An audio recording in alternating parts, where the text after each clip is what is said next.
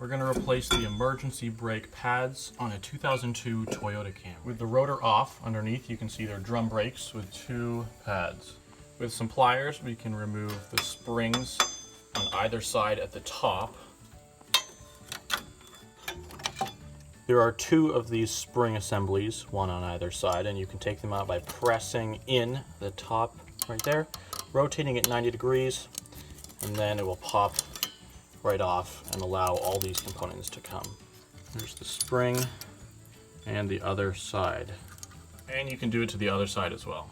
You should be able to spread both halves of the drum apart, hinging at the bottom, and just pull it off until this is the only attachment point left. You kind of need a third hand to get this off. If you pull the spring back and hold it in place, then you can lift that and pull it out of the slot. We will be using most of these other components, like the arms and springs and such, but we are replacing the pads. With these components, I like to put it side by side with the old shoes and the new shoes, so to know that the orientation is right. You can see the stud up here and over here.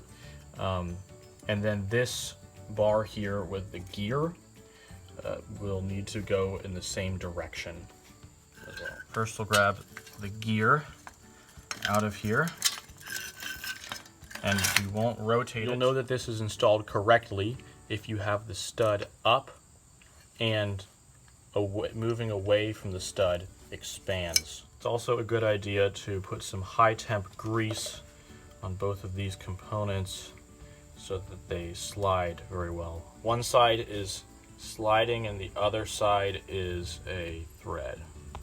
It's got to move really smoothly. This is a reverse thread and it sits right there. We can transfer the spring over. There it is in place.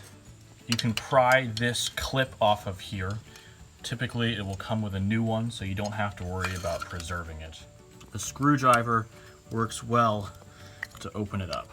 Pliers are also pretty helpful. Once that comes off, there's this little washer, and the whole arm here will come off.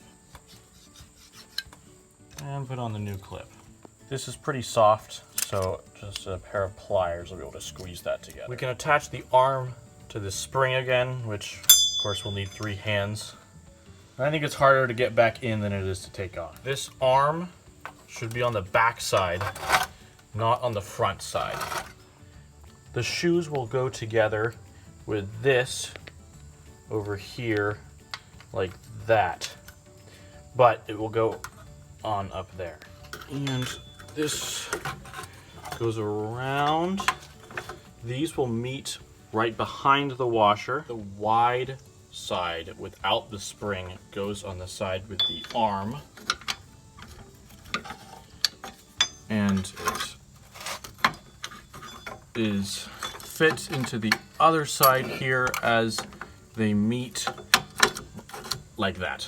Now to hold this together, we'll use these springs which go into the hole and then fold over, and we'll stretch them over that peg.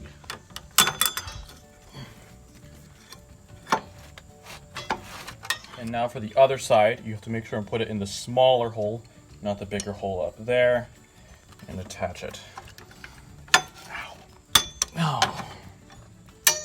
And now double check that groove is in place and that groove is in place. The next thing we'll be installing is the spring assembly, and it's not uncommon for the one side, which is supposed to be squiggly, to be stretched out and closer to straight.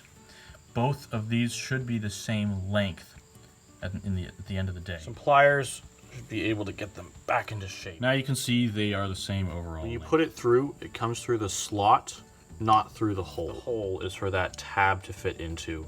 You can put it in through that hole. I have it coming through the hole and then through this slot here. Next, that piece goes on with the tab in the hole. Then the spring goes in place. And last, The cap goes on, just like taking it off. You push it, twist it 90 degrees, and it should catch like that.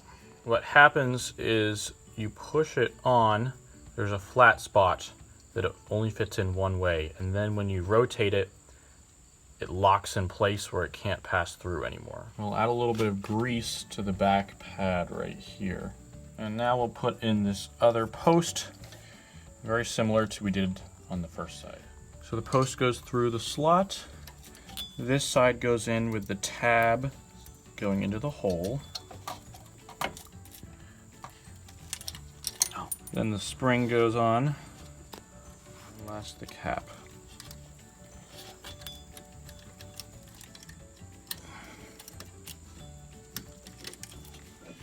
The rotor may not fit on.